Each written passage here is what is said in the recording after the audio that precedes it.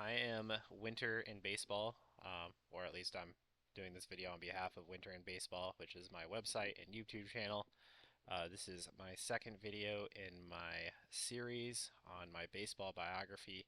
I might have a little visitor this time, as my cat decides she wants to be in this. Maybe she's really interested in talking about winter in baseball. Maybe it's because I'm wearing a Florida Marlins hat and there's a fish on my head. I don't know, but for whatever reason, she's decided she's going to lay with me.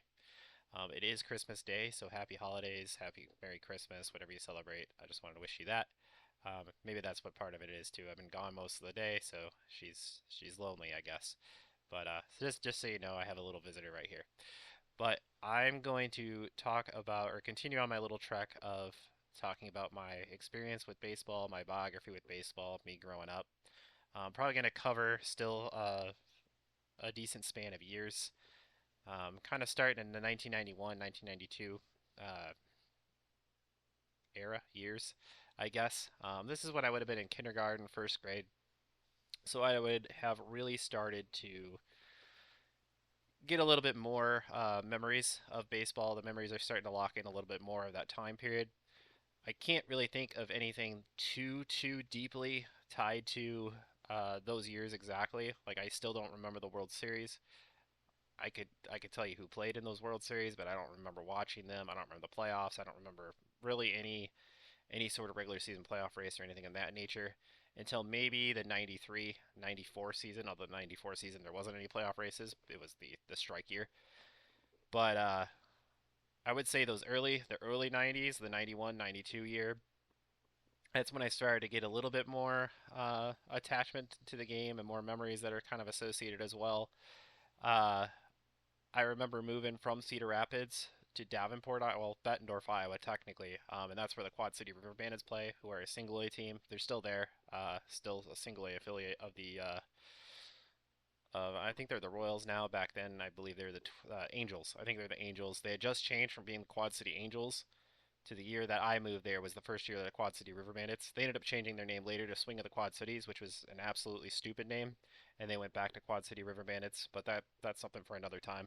I actually worked for the Swing of the Quad Cities for 1 year, but like I said, that's a much later video. Where in 1991 I was not working as a 5-year-old. That violates all kinds of laws, so we weren't doing that, which is good. But I do remember very specifically going to my first River Bandits game, and I don't know the year for sure.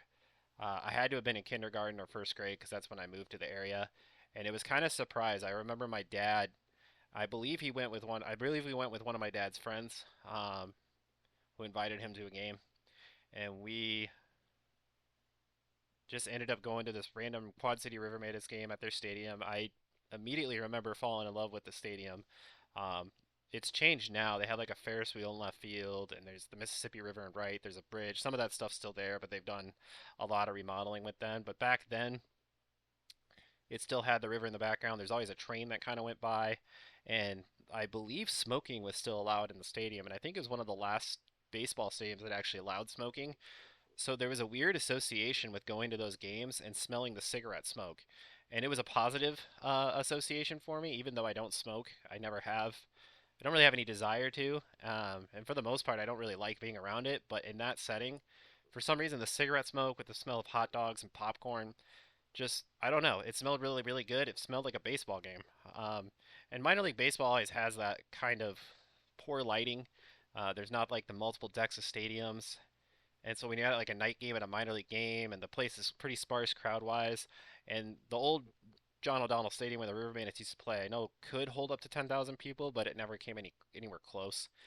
And so the stadium was always pretty empty. So there's a lot of echoing through the concourse. I kind of talked like about that to the Cleveland Stadium. There's something about the echoing through an empty ballpark that has a, a nice sound. I kind of enjoy it. And then when you combine all those things, it felt like a baseball game. It felt very intimate, felt very like almost private, almost like you were invited to this thing that nobody knows about. But then the other aspect of it that I really remember and really made me want to keep going to Quad City Riverman's games was they had this really cool scoreboard in left field, and it was all, I wish I knew like the technical terms for what like different types of lights were, but it wasn't like the HD Jumbotron you see today. It was just a bunch of light bulbs, and they would just show like animated videos, like kind of like you see in Major League. like on the screen, like on the they'll show the scoreboard and they'll do like they'll be like Chief Wahoo like waving the smoke machine. I probably should have come up with a better example. Not a smoke machine, but like a smoke signal, and it would say like go or something like that. Probably should come up with a more PC example, but that's the first thing that comes to mind with that type of scoreboard. But whereas in Major League it was black and white, in for the River Bandits I remember being in color, and they had different images that would come up there associated with the players at the plate, which I just thought was really cool, and I really liked going there. They also the Quad Cities is known for, at least at the time, its riverboat casinos, and so each scoreboard would have like a riverboat casino or like a riverboat, maybe even it was actually it's probably more tied to just the Mississippi River and riverboats in general, but the area is known for the river like riverboats, and I'm pretty sure every single casino there sponsored or was a sponsor for the team, but they had these smokestacks that looked like what you would see on one of the old, I don't know, steamboats, I guess, and they would shoot fireworks out of them at times, which I thought was cool, but I was also terrified of fireworks. And just kind of tying, and maybe I'll get into a little bit more later when we go to like 1993. But maybe I'll just keep talking, I guess, about it. I remember going to my first White Sox game in 1993, or maybe it was 94. And the White Sox are known for their fireworks after hitting home runs, the exploding scoreboard, all the things that Bill Veeck actually put in when he was owner. I think it was Bill Veeck, maybe it was his father, but I think it was Bill Veeck. And the White Sox were known for that, and I knew that going into the game. And my dad got tickets again. I think it was with the same friend actually that we went to the first River Bandits game, but I could be wrong. But we sat all the way up in the upper deck in the left field at the new Comiskey Park, or Rate Field, I think is what they call it now. I think they just changed the name. And we sat maybe 2, 3 rows from the top. It was absolutely terrifying. I've mentioned before, I was terrified of heights at the time. I barely wanted to walk up the stairs, and that park is already a pretty steep park that is not comfortable walking when you're on the third deck. It's not the most comfortable experience, anyways. And where we were was so far from the field. And I remember there were home runs hit in the game. I think Frank Thomas hit a home run, Robin Ventura, maybe. They played the Milwaukee Brewers back when they were American League. But, and Bo Jackson played, so that's another cool little thing from that game, I guess. But I remember the home runs being hit and immediately knowing the fireworks were coming. And it was a day game, so having fireworks was mostly just loud booms. But for some reason, I did not like the sound, like loud noises, while being high up in the stadium. So just the combination of those two things just made me really uncomfortable. And I remember when those home runs were hit, the second they went over the fence, I held my ears as tight as I could because those fireworks were going off. And where we were sitting, I'm pretty sure they were going off right next to us, like because they shot them off from. It seemed like it was from behind the bleachers. I don't know exactly where they shoot them off from when they do hit home runs at Comiskey, or that's what it was called at the time. But I very very distinctly remember being absolutely like mortified by that fact. And I remember even in the preseason, like pre-game, I was like, I do not want the White Sox to hit any home runs. I don't want to hear fireworks. I want nothing to do with fireworks because I was terrified from where we were sitting. But that was my memory of that game. Another just this is I'm just gonna go to a side. I'll just go into this game completely. Another side was there was a before the game a All-Star softball game that featured Michael Jordan playing softball. And this was in 1993, which is before he retired. So he was playing softball in a celebrity softball game before a White Sox game in 1993. And I've actually looked it up recently, and apparently some of the Baldwin brothers were playing in this game. Not Alec, but the other ones, the lesser known Baldwins. And I think Michael Bolton was also playing in this All Star game. So one of my first Major League games. It's not my first because I talked about that. But to be honest, it might have been my second or third ever game. I think I went to Wrigley before that too. But anyways, my second or third ever Major League Baseball game, I saw Michael Jordan play an All-Star softball game against Michael Bolton. And if there's any footage of that exists, I would love to rewatch that because that's just weird. No idea who won that game, and to be honest, it was probably more memorable than the actual baseball game, aside from those fireworks that hurt my ears. But going back to the River Bandits game, when we went to this game, I remember the San Diego Chicken was actually uh, visiting as like a guest mascot for my first game. Had no idea this was happening, and I think he's now called. I think he was called the famous chicken actually at this point because he was kind of a touring mascot, uh, comedy sort of thing. And I don't know what happened. I don't know what ended up happening with the San Diego Chicken. I don't know if he just kind of stopped doing that. I don't know if the person playing him passed away and they just no more touring of the Chicken. I'm not sure. I know his costume is at the Baseball Hall of Fame.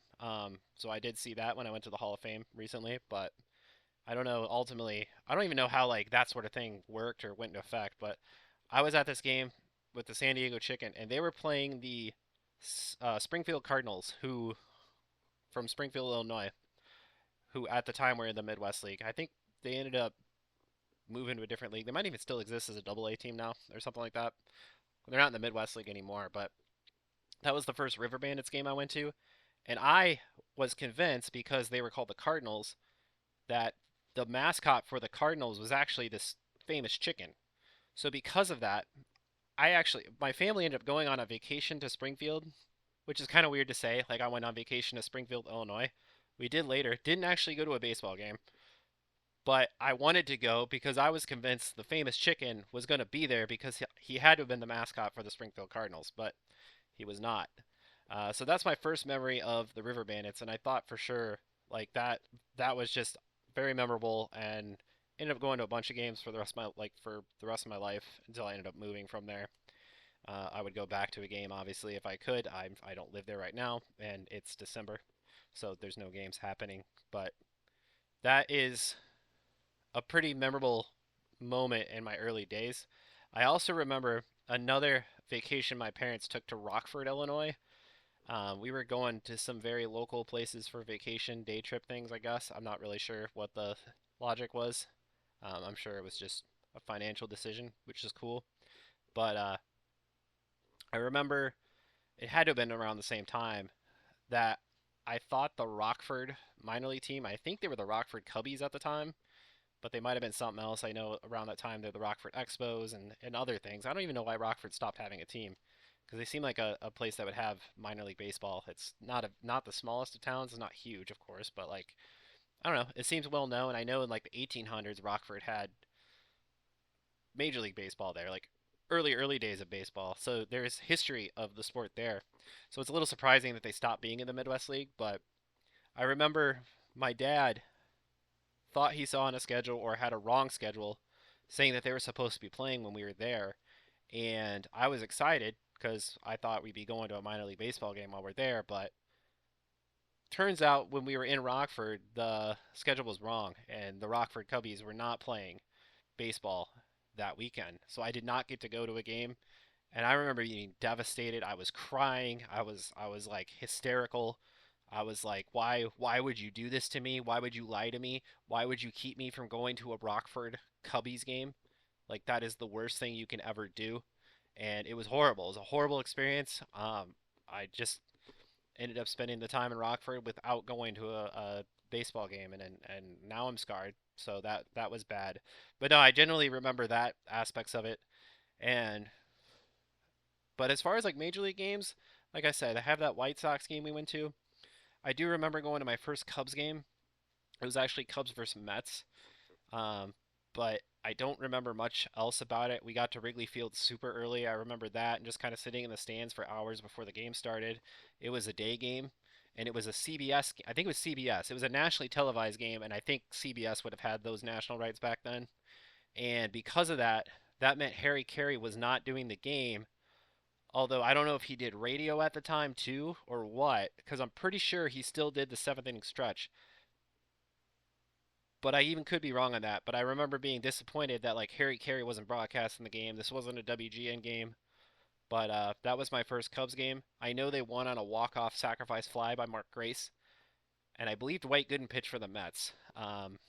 Other than that, it's honestly probably one of the better games I've ever been to, with involving a walk-off sacrifice fly. I don't remember that happening at all. These are all box scores that I've looked up in the past, like not recently from games that I went to in the past, just so I could kind of see what I could remember. And that was certainly not the most memorable of games. But honestly, like my very, very vivid memories of following seasons and that sort of thing didn't really start till 1993.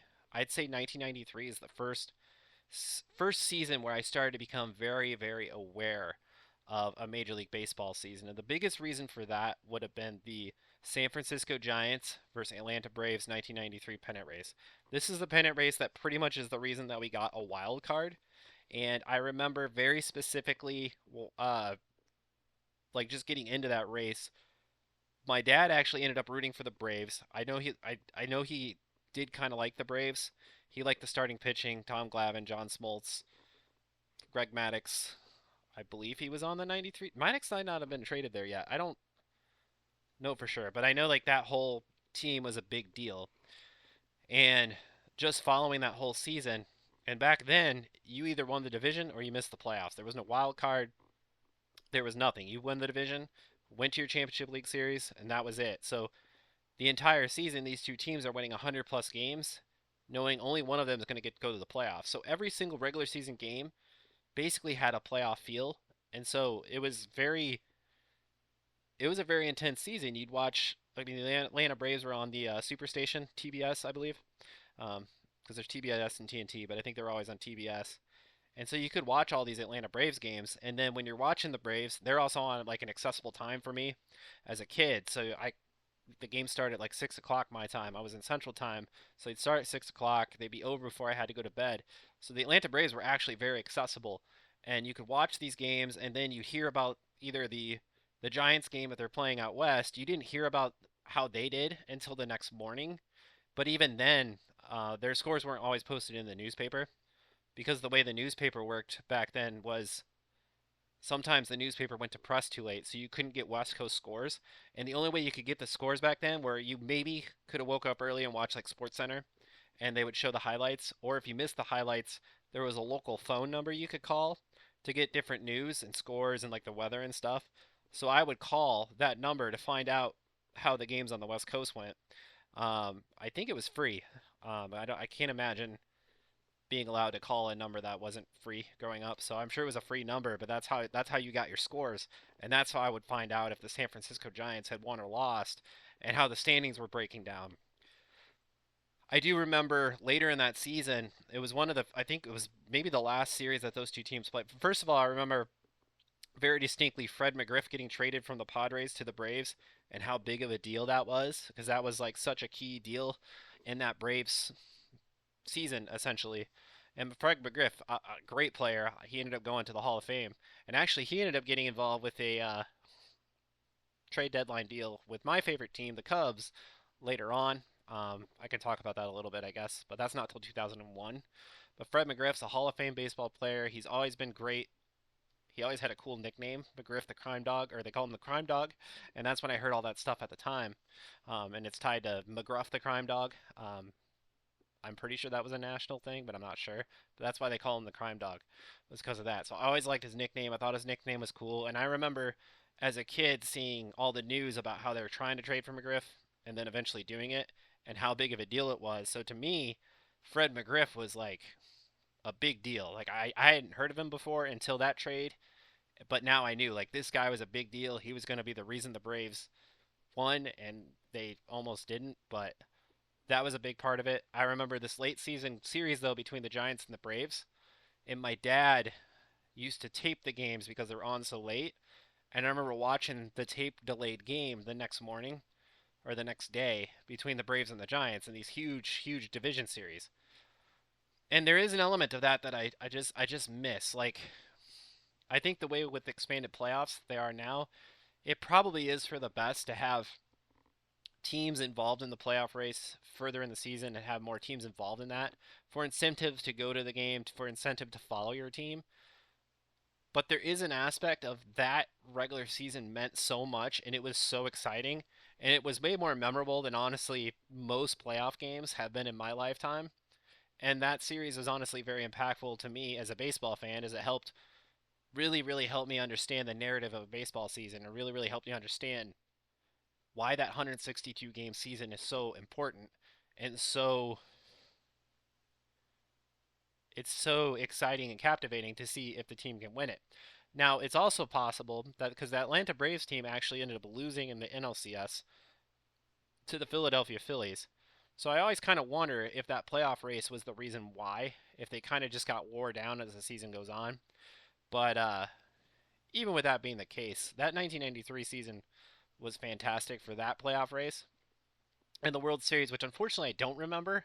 I don't remember watching any of it live. I think it was because we were kind of disappointed that the Braves lost and the Phillies get into the World Series. I personally didn't have any interest in the Philadelphia Phillies or the Toronto Blue Jays that year. I do kind of remember as a kid being like, well, I'm going to root for the Phillies because they're an American team and Toronto is Canada. And I was like, oh, USA. I guess that's who I want to win. But I never really committed to it that much. I did remember a lot of the Phillies teams because they were like had the mullets and the dirty helmets and they were kind of like a grungy team and had that sort of persona. There's even like a Chris Farley sketch from SNL where they're all like spitting tobacco and just kind of being gross, and it was just kind of a representation of what that team was like. So they are vivid in that sort of way, but I never got too invested with wanting them to beat the Blue Jays or vice versa. I don't remember the Joe Carter home run from that season when it happened. That would have won the World Series, um, which is obviously a great moment in baseball history. I actually don't remember that happening. I don't know. I have no knowledge or memory of that exact moment. I've watched the highlight many, many times. I've read about the highlight many, many times. But just kind of a weird thing is I didn't get involved in the World Series. I just didn't really even watch it. I don't know. I guess I think it was because it was on too late. Like that was the biggest thing. Like I was school aged. I had to go to bed before the game ended, so I never really watched it. I didn't like starting a game and not finishing it. So I think that was the big part of it. Which actually led to some conflict with my sister later on because, and this might have been like more later on, mid 90s, so maybe I'm jumping ahead a little bit, but when my dad used to take us to River Bandits games, he would do so, and my mom used to travel for work, so she was out of town, so it was just my dad, me, and my sister. He would take us to River Bandits games. My sister does not like sports at all, and at the time she was really young, so she would always want to leave after the third or fourth inning, and I would always be like very, very adamant, like, can we watch the whole game? I want to watch the whole game. Never was able to. It was kind of the compromise I had to come up with is that we get to stay for like 5 or 6 innings and then that's it. So that was always a little disappointing. But that just always like it always like was hard for me. I can't start the game and not finish it. Like I just can't. I need to know what happens. I need to know who wins. And I think that's the major reason why I wouldn't stay up and watch World Series games at that time, at that young age, because I didn't want to start watching a game and go to bed. Like I wanted to know who won the game. So that's why. And I do remember in the morning, like my dad having the radio on and hearing the scores from the night before on the radio. So that was another way we got the scores. So I do remember doing that, but as a whole, don't remember the actual World Series. The other part of 1993, and this is the reason for the hat that I'm wearing, is that is the first year the Florida Marlins played, also the Colorado Rockies. And I do remember very distinctly watching the Florida Marlins first inaugural game. And I like that team. I got invested. I love this color of the hat. I still like this hat this day.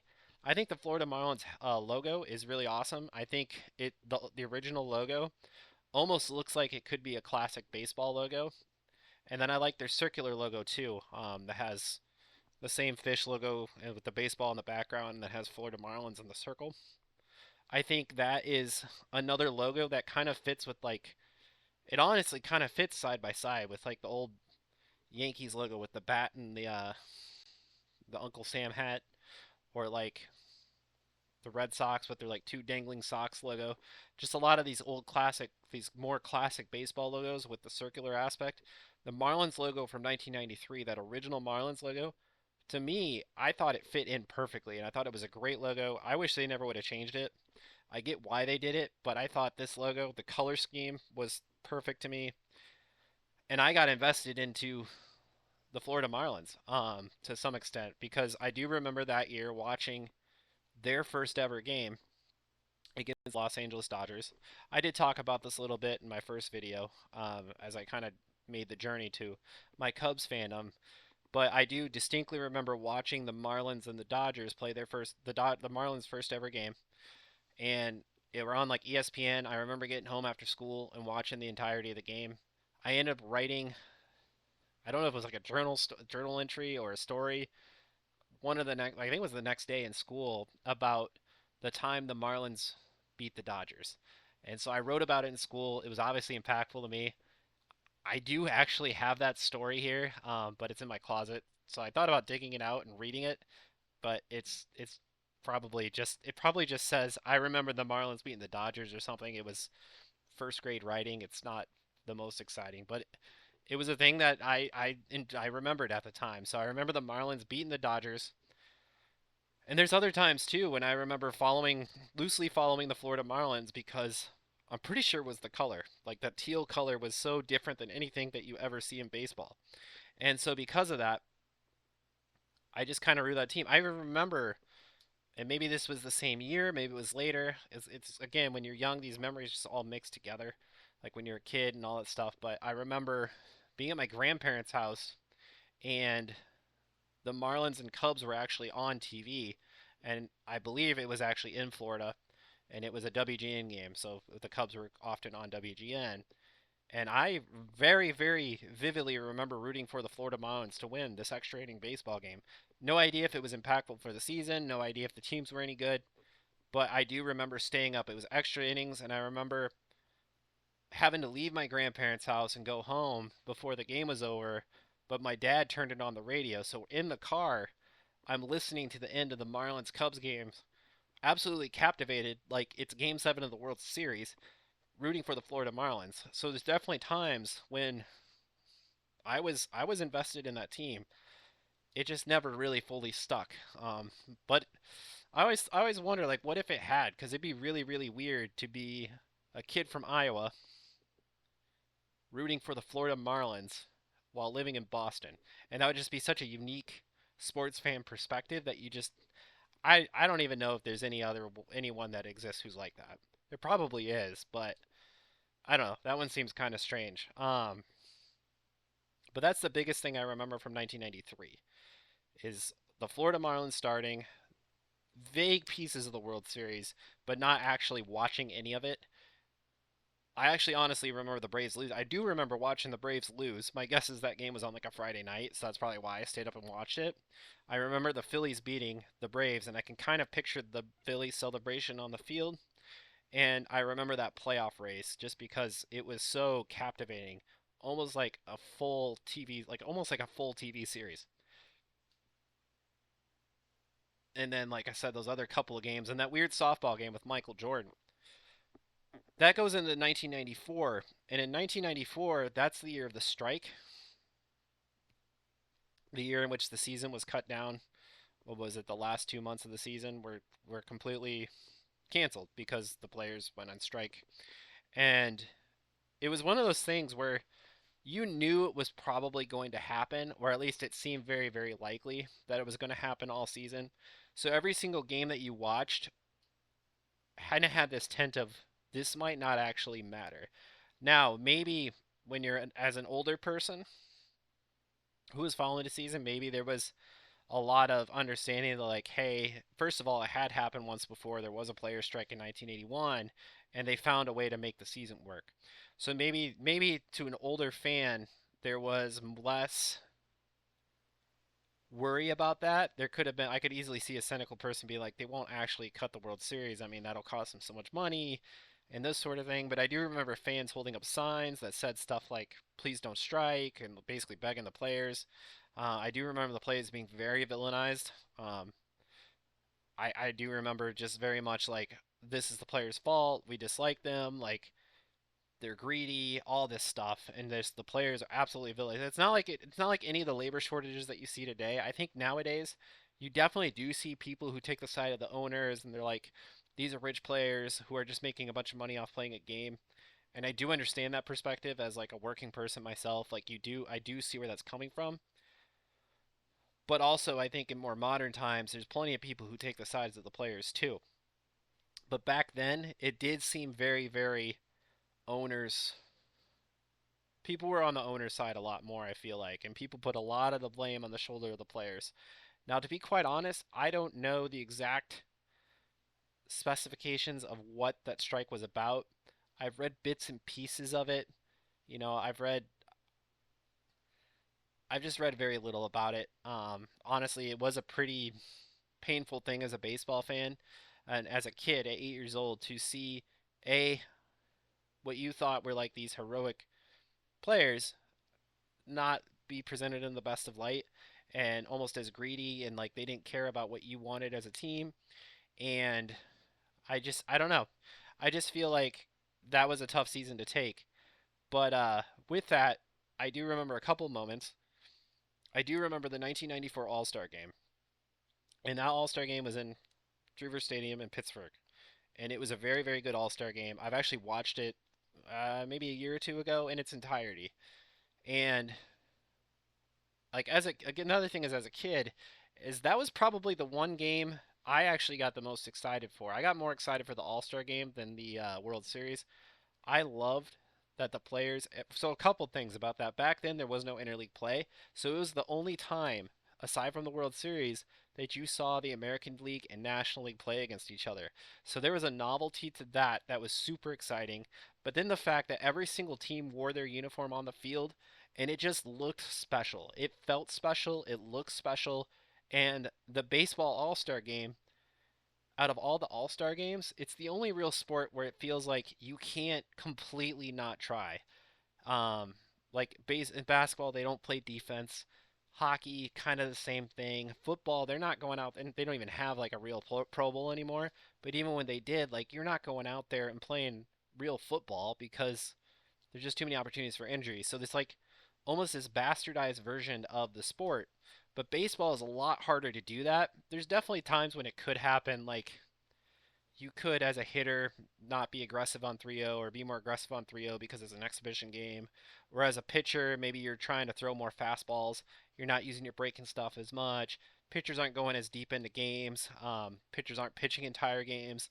Things like that definitely happen. So it's not like it's a perfect 100% baseball game.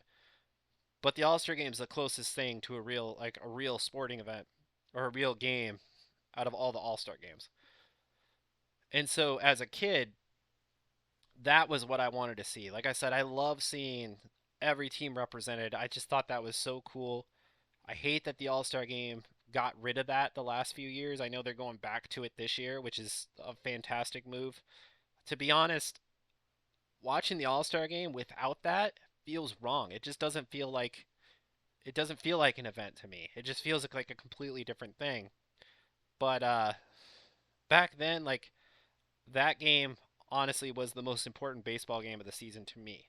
I don't know if other people have that same experience when it comes to All-Star games. I don't know if the All-Star game meant that much to them as when they were younger, but to me, that was the World Series. I cared more about that than the World Series. Probably because I didn't have a team. Like I didn't have this one distinct team, or the teams that I did like weren't making it to the World Series, so it didn't really matter. But the All-Star game, everybody's represented, and you see all the uniforms. And then there was one other thing: the National League was struggling against the American League, and I don't think at that point in my life I had any memory of the National League ever winning. It seemed like every year the American League won the All Star game. But 1994, I remember very distinctly watching this because, and this is also part of the story.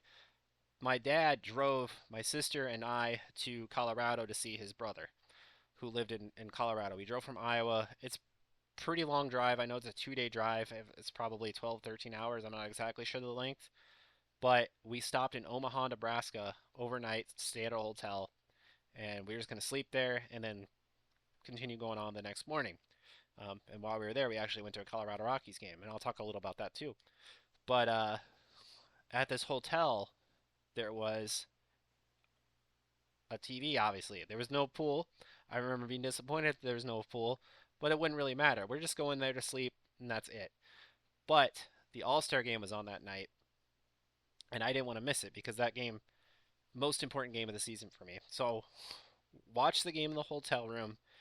The game went late into the game, and it was a great ball game. It went extra innings, and it seemed like for the first time in my life, the National League, who I was rooting for, which is kind of funny if I keep presenting myself as a Yankees fan, that I rooted for the National League. But I think it's because they're the underdogs. That's just who I wanted to see win. And they got to the 10th inning of the game, and I'm going to go completely from memory here. So if I'm wrong, correct me. If you want to look up the 1993 All-Star game and tell me, or 1994 All-Star game and tell me I'm an idiot, that's fine.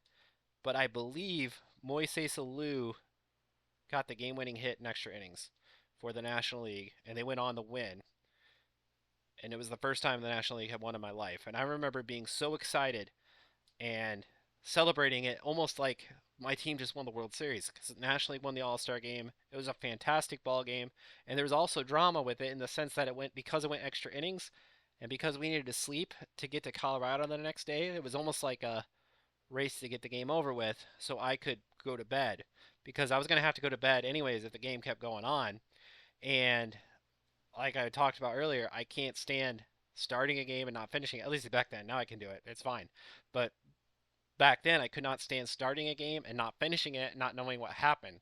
So there was also that element of drama. So when the game winning hit happened, it was like awesome. I saw the whole game. I got to see the team I want to win, and honestly, it's probably the best All Star game of my life. Still looking back on it, and at the end of the day, it was the only time that season the American League and National League even played because there was no World Series. So that season ended disappointingly. But before that happened, like I said, we went to the Colorado Rockies in 1994, and with the Rockies, they played at the time in Mile High Stadium, which is where the Denver Broncos play. It's the old Mile High. They moved from that to a new stadium. Rockies moved to Coors Field, but this is their second year in existence, and they still played at Mile High. Coors was being built, and they had talked about Coors Field, like you saw signs of it. I think we actually saw it being constructed, but we never actually saw the actual park. We didn't go to the park. We went to Mile High Stadium, sat in the bleachers. I remember it was insanely hot, and they played the St. Louis Cardinals, so I got to see Ozzie Smith play. It was very over the hill Ozzie Smith, but I thought that was really cool. Although at the end of the day, I rooted for the Rockies to win, and I ultimately remember just a bunch of home runs. I assume Miller Park or Mile High Stadium played like Coors, where, especially in the early days, where there was, due to the high altitude, a lot of home runs. I remember, I believe Andres Galarraga hit one, Dante Bichette, and one of them actually might have hit a grand slam. I just remember there was a lot of offense on the Colorado Rockies side. In fact, I think it was a blowout ultimately, which made me happy because that's who I was ultimately rooting for. I also ended up getting somehow, and I think my uncle who lived out there ended up doing this, but I signed up for the Rockies Kid Club, and what I distinctly remember is getting a ticket. Now I got other things too. I had like and I still have them, and I actually posted pictures of them on my Instagram of a wallet that I got from the Rockies. I had like a piggy bank I got from the Rockies. I'm sure there's like a keychain or something like that. I think there was a card I got that just said, "You're a member of the Rockies Kids Club." And I also got a free ticket to a Mets Rockies game that was supposed to be played in September. Now, a couple things with that is there was zero chance I was going to be able to go back to Colorado in September, anyways. So I remember this big feeling of disappointment when I got that ticket because I had a ticket to a Major League Baseball game and I was not going to be able to use it.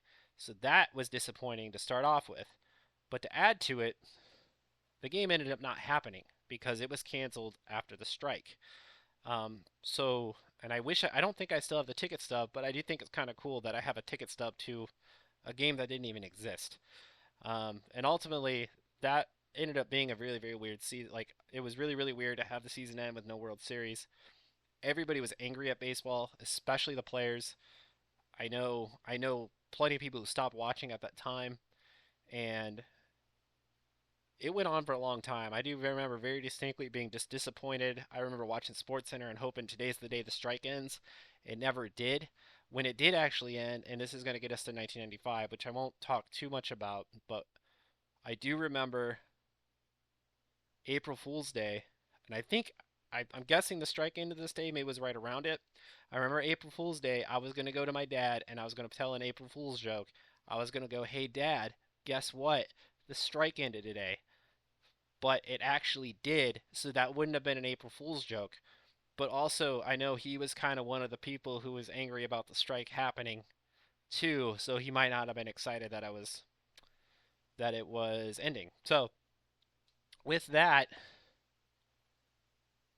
The 1994 season ended very, very strangely, especially for like an 8-year-old kid who doesn't understand labor negotiations, who doesn't understand why they would just decide to stop the season. It was very impactful, and I think it's probably another reason why I didn't necessarily pick a favorite team because even following the strike year, there was a little bit of. I don't think I was personally apathetic, but I could tell like my dad, who loved baseball when I was younger, started to feel the apathy himself. He was frustrated by the end of the season. You could just see it across baseball. The fans were upset. I do think it affected attendance because fans were very, very angry. There was just a negative sentiment towards baseball, and it like the representation is that these people are greedy and they took away from us the thing that we love.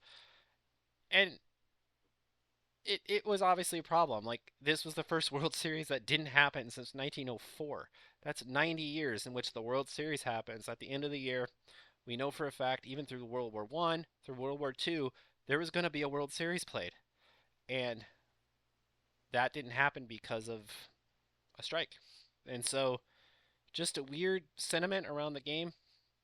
And I do think it kind of led to me not getting invested into a one favorite team, and I think that's the biggest reason why I didn't pick a favorite team till a couple years later. But I did still follow the game after the strike. The 1995 season, I'm gonna be honest, is a little blurry. And maybe it took myself a little bit longer to actually get involved. I'm not sure, but I do know like come 1996, 97, going full force the rest of the time, I definitely have a lot more memories with the sport. But again, I'll talk more about that there. I'm going to stop here on the strike and how that affected me as a fan, especially as an 8-year-old kid. But if there's anything else, if you have any thoughts about this time period of baseball, if you want to make any corrections to some of the stuff I said, I'm going from memory here, and it's an 8, 7, like 7, 8, 9-year-old memory. There's probably things that I'm completely wrong on, but if you have any corrections to that, if you have any thoughts, if you remember this time period finally of baseball too, maybe you're my age and you have stories like this, definitely feel free to share them. I'm very interested in hearing from them. If you like this sort of video, you can like, subscribe. That would be much appreciated as well. But other than that, if you sat through this whole thing, I just want to thank you very much for doing so. And I will continue my baseball biography. Have a good night.